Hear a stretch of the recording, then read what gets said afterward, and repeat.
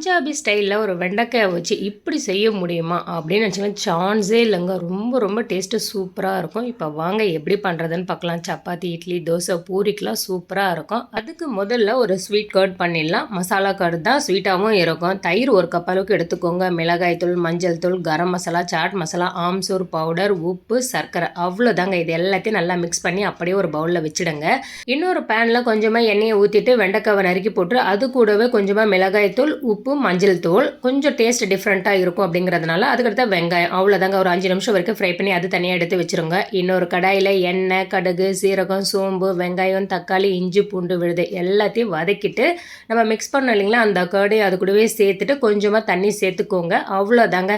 வதக்கி வச்ச வெண்டைக்காயும் இது கூடவே சேர்த்துட்டு உப்பு எல்லாமே டேஸ்ட்டு பார்த்துக்கோங்க. கடைசியாக கஸ்தூரி மேத்தி தூவி இறக்கிட்டிங்கன்னா சான்ஸே இல்லைங்க. 10 சப்பாத்தினா கூட பத்தாது. ட்ரை பண்ணி பாருங்கள். நம்ம சேனல் மறக்காமல் கூடவே சப்ஸ்கிரைப் பண்ணிவிடுங்க.